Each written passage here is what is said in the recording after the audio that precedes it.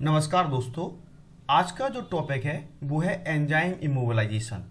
Immobilisation का word का मतलब क्या होता है, क्यों इमोबिलाइजेशन इतना इम्पोर्टेंट है, क्यों इंडस्ट्रीज में इमोबिलाइज्ड एंजाइम यूज़ किए जाते हैं, चलिए जानते हैं।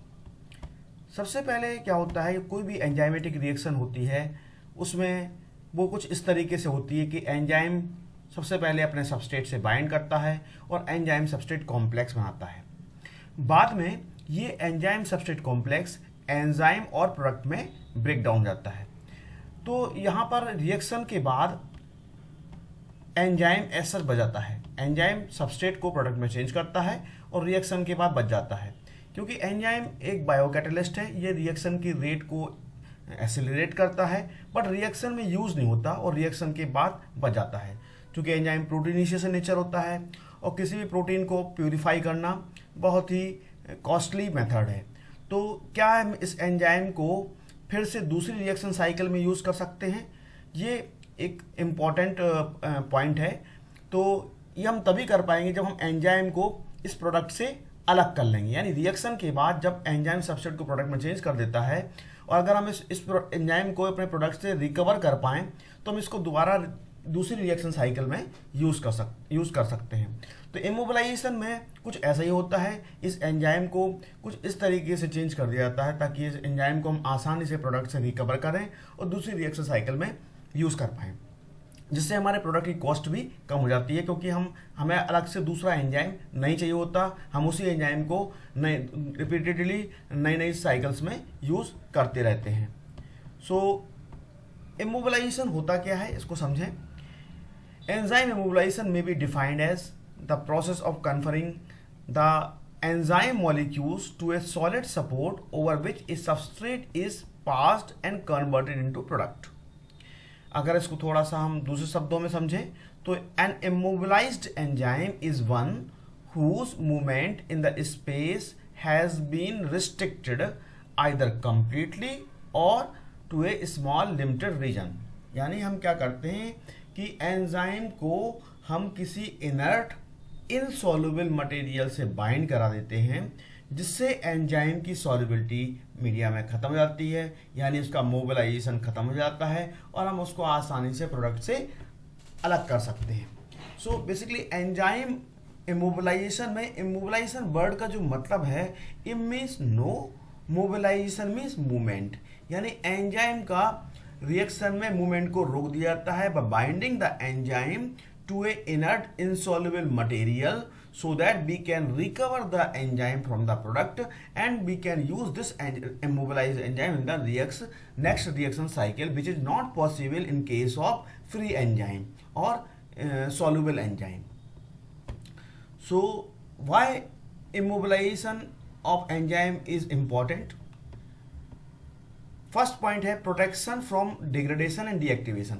आफ्टर इमोबिलाइजेशन एंजाइम क्या होता है कि एंजाइम प्रोटीनेशियस नेचर होता है और प्रोटीन पर टेम्परेचर, पीएच और दूसरे जो फिजिकल पैरामीटर्स हैं उनका बहुत इफेक्ट पड़ता है, जिससे प्रोटीन डीनेचर हो सकती है, डिग्रेड हो सकती है। इमोबिलाइज्ड एंजाइम की जो स्टेबिलिटी होती है वो फ्री एंजाइम या सॉल्युबल एंजाइम से बहुत ज़्यादा होती है। तो एक तो एंजाइम को डिग्रेडेशन और डीएक्टिवेशन से बचाने के लिए हम उसको इमोबिलाइज करते हैं। एंजाइम को रीयूज करने के लिए यूज़ करते हैं। Reuse enzyme from the many reaction cycle means हम उसी एंजाइम को बार बार नई नई रिएक्शन साइकिल में यूज़ करते हैं, जिससे क्या होता है कि एक ही एंजाइम मॉलिक्यूल कई सारे सबस्ट्रेट मॉलिक्यूल को प्रोडक्ट में चेंज कर देता है। Ability to stop the reaction rapidly by removing the enzyme from the reaction solution means अगर किसी पॉइंट ऑफ टाइम पर हमें लगता है कि एंजाइम को हमें रिएक्शन को रोकना है, तो हम एंजाइम को रिएक्शन से रिमूव करके किसी भी पॉइंट ऑफ टाइम पर रिएक्शन को रोक सकते हैं। एंजाइम इमोबिलाइज एंजाइम की स्टेबिलिटी भी ज़्यादा होती है। इसको हम इमोबिलाइज एंजाइम को इजीली प्रोडक्ट से सेपरेट कर सकते हैं।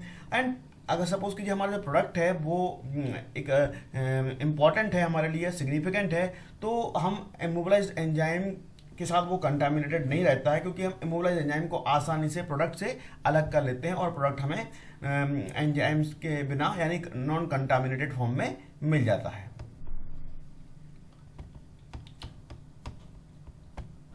अब वो कौन कौन से मटेरियल हैं जिन पे हम एंजाइम को इमोबिलाइज कर सकते हैं और उन मटेरियल में क्या क्या इंपॉर्टेंट फीचर होने चाहिए, चलिए जानते हैं।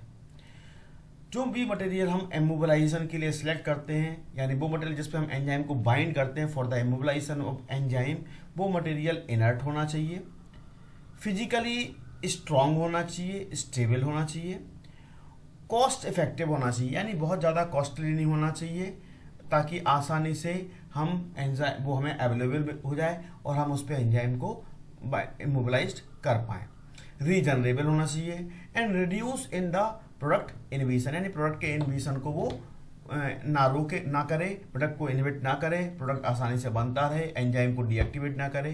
तो ये 5 इंपॉर्टेंट फीचर हैं जो किसी भी मैट्रिक्स या कैरियर में होना चाहिए, जिसको हम इमोबिलाइजेशन के लिए सिलेक्ट कर रहे हैं।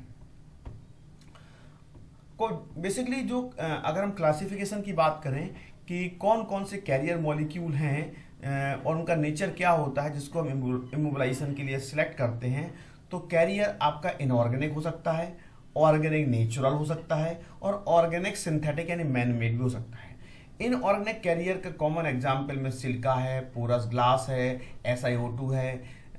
ये सब ऐसे मॉलिक्यूल्स हैं जो इनऑर्गेनिक नेचर के होते हैं और ये आसानी से हम एंजाइम को इमोबिलाइज कर सकते हैं।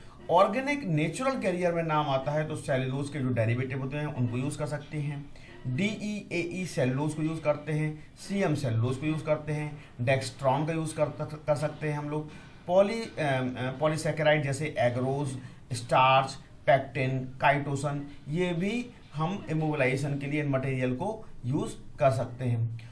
ऑर्गेनिक सिंथेटिक कैरियर की अगर बात करें तो उसमें पॉलीस्ट्रीन को यूज़ कर सकते हैं, पॉलीविनाइल एसीटेट को यूज़ कर सकते हैं, और एक्राइलिक पॉलीमर है उसको भी हम इमोबिलाइजेशन के लिए यूज़ कर सकते हैं।